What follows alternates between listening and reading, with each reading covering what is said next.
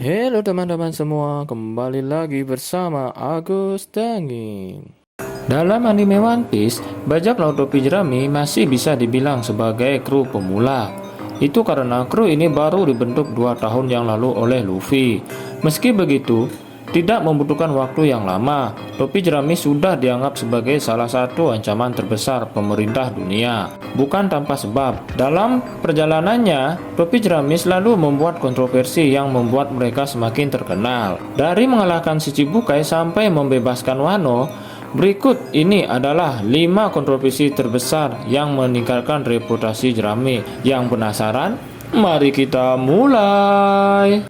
1. Mengalahkan 3 Shichibukai. Sebelumnya ada organisasi yang disebut dengan Shichibukai.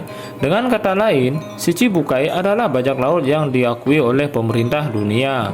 Meski bajak laut tetaplah bajak laut, mereka bekerja untuk pemerintah dunia. Tentunya, Shichibukai terdiri dari bajak laut terkuat di lautan One Piece. Meski begitu, faktanya sudah ada 3 Shichibukai yang sudah dikalahkan Luffy. Pertama, Luffy mengalahkan Crocodile untuk menyelamatkan Alabasta. Kedua, Luffy berhadapan dengan Gecko Moria di Thriller Bark dan berhasil mengalahkannya. Terakhir, Luffy mengalahkan Don Quixote Doflamingo untuk membebaskan Dressrosa. Tentunya, ini menjadi kejutan besar di dunia bajak laut One Piece. Bagaimana tidak? Seorang bajak laut, Rocky, mengalahkan 3 bajak laut senior yang kekuatannya diakui oleh pemerintah dunia. Yang paling berpengaruh, gara-gara Luffy mengalahkan Doflamingo, sistem Shichibukai akhirnya dibubarkan. 2. Memukul bangsawan dunia. Dalam dunia One Piece, masyarakat dipaksa tunduk kepada bangsawan dunia. Para bangsawan dunia menganggap bahwa mereka adalah dewa yang bisa melakukan apa saja yang mereka mau. Mereka dilindungi oleh pemerintah dunia dan angkatan laut sehingga tidak ada orang yang berani berurusan dengan mereka. Namun, sebagai sosok yang mewakili Dewa Nika, Luffy berbeda. Tidak peduli siapapun itu, Luffy akan menghajar orang yang berani mengganggu temannya. Hal ini dibuktikan pada kekacauan yang terjadi di Kepulauan Sambaudi. Di sana, seorang bangsawan dunia, Saint Carlos, menembak Hachi hanya karena Hachi seorang manusia ikan. Tak terima dengan hal tersebut, Luffy langsung memberikan pukulan keras kepada Carlos. Hal ini akhirnya menimbulkan kekacauan di Sambaudi karena angkatan laut langsung diturunkan untuk menangkap Luffy. 3. Mendeklarasikan perang terhadap pemerintah dunia. Sebagai seorang kapten, Luffy sangat menyayangi temannya.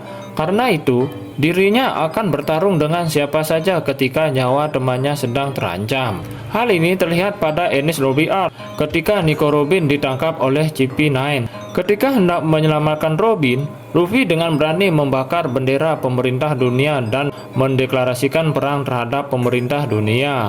Momen ini sebenarnya cukup membuat penonton merinding. Bagaimana tidak, seseorang yang baru saja memulai perjalanannya sebagai bajak laut rela menjadikan dunia sebagai musuhnya hanya untuk menyelamatkan satu orang temannya. 4. Menumbangkan Kaido dan membebaskan Wano. Sebelumnya, Luffy si topi jerami sudah membebaskan banyak negara seperti Alabasta, Dressrosa hingga Pulau Manusia Ikan.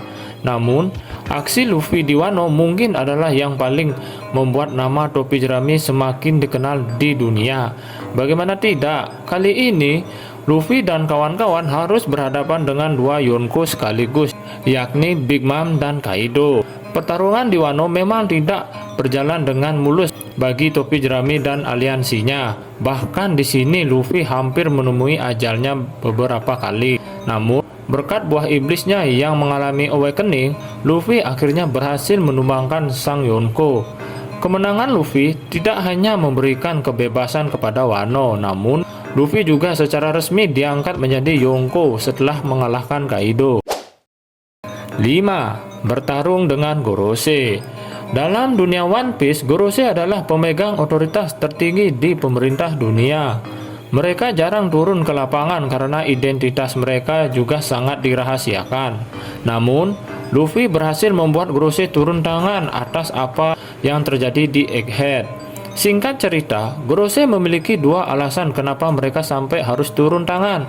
Pertama, mereka harus membunuh Vegapunk yang ketahuan mempelajari abad kekosongan. Hal tersebut tidak mudah karena Vegapunk dilindungi oleh Yonko Luffy. Terlebih, Gorosei kini telah mengetahui bahwa sosok Nika ada di dalam tubuh Luffy. Karena Nika adalah suatu hal yang tabu untuk diketahui, Gorosei juga harus membunuh Luffy. Sejauh ini hanya topi jerami yang bisa membuat Gorosei turun tangan karena mengetahui ancaman mereka yang terlalu besar. Tampaknya Luffy memang orang yang sudah ditakdirkan untuk menjadi Raja Bajak Laut. Bukan karena dirinya adalah karakter utama, tetapi karena topi jerami selalu membuat kejutan yang membuat nama mereka semakin dikenal di dunia. Jadi, bagaimana pendapat kalian tentang semua kontroversi yang dibuat oleh topi jerami? Jadi, kalau ada kontroversi yang lain yang belum saya sebut, boleh komen di bawah ya. Baiklah, sekian dulu video dari saya. Semoga video ini bermanfaat buat kalian dan menghibur kalian semua. Sampai jumpa.